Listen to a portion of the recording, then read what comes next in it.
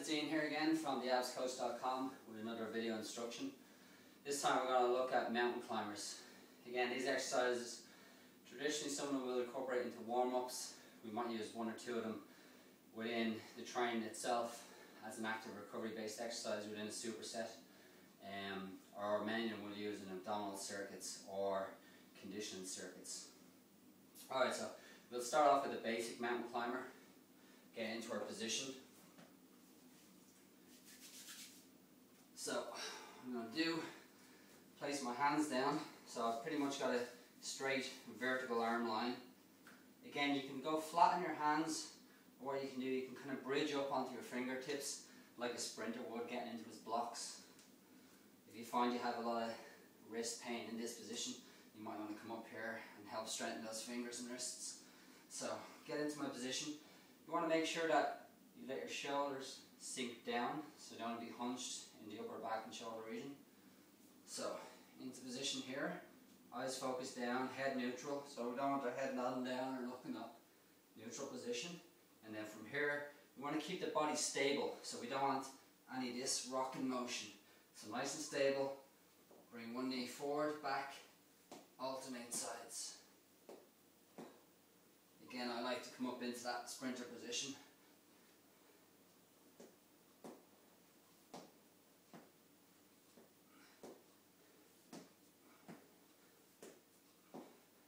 Okay, so that's your basic mountain climber. Then you can do like a crossover mountain climber.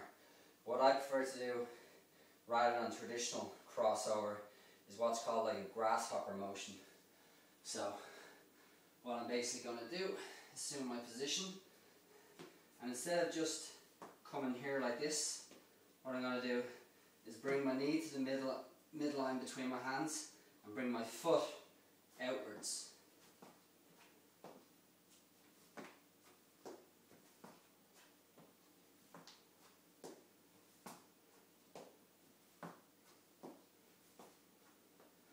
Okay, so my knee comes through the middle of my two hands, my two arms, and the foot goes outwards.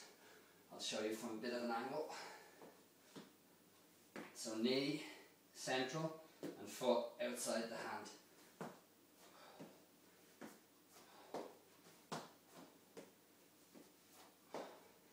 Alright, so that's basic mountain climber, grasshopper mountain climber. What you can then do with the basic mountain climber is add some resistance to it. Use one of these fit loops or mini bands. Step your 2 feet in. Assume your position again. And then from here, come forward, opposite side.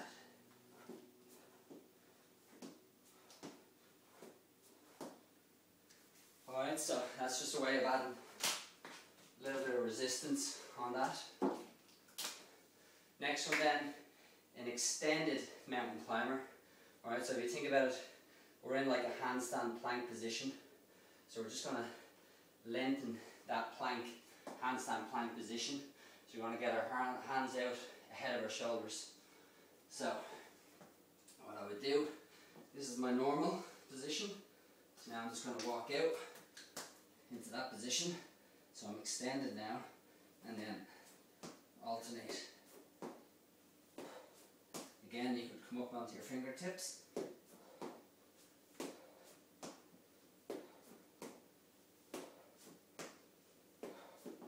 Alright, so you're kind of in like that Superman elongated plank position. Next one, stability ball. Alright, so your stability ball mountain climber, or I like to call these stability ball knee taps, because as you're in that plank position on the ball, you're going to bring your knee forward to tap the stability ball. So what I like to do is get down, clasp my two hands together like so. So into your plank position. Make sure you hold this position. You don't end up like this on the ball, guys. So get into that position, push yourself away from the ball, stay tight and stable, and then knee forward, tap the ball, opposite.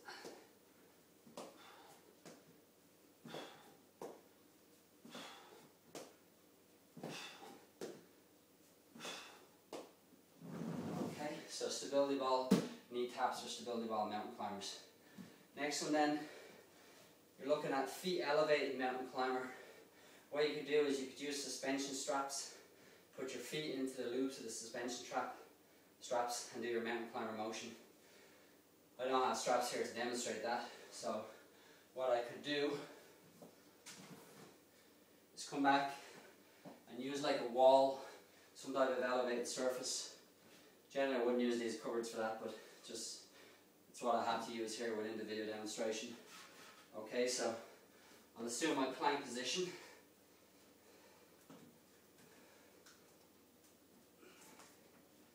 And get my feet elevated. And then from here, bring one foot down to the ground and back.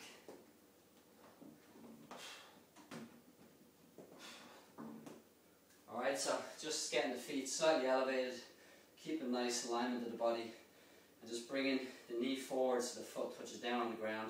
You don't need to bring the knee too far forward on these ones. Last one then, it's not really a mountain climber, but you assume the same position.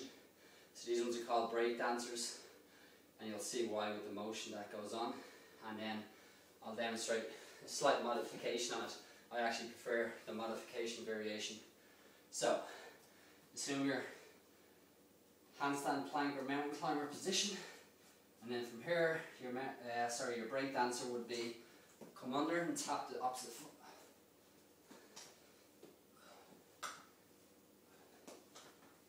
Okay, so that one's the normal break dancer where you're reaching out and tapping the foot.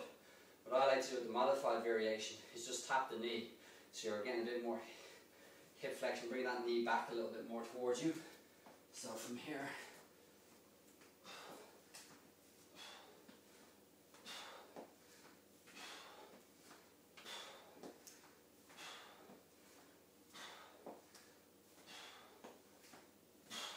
so you can see as you turn over, you want that foot that's on the ground to go from the ball of the foot, roll over onto a flat foot position.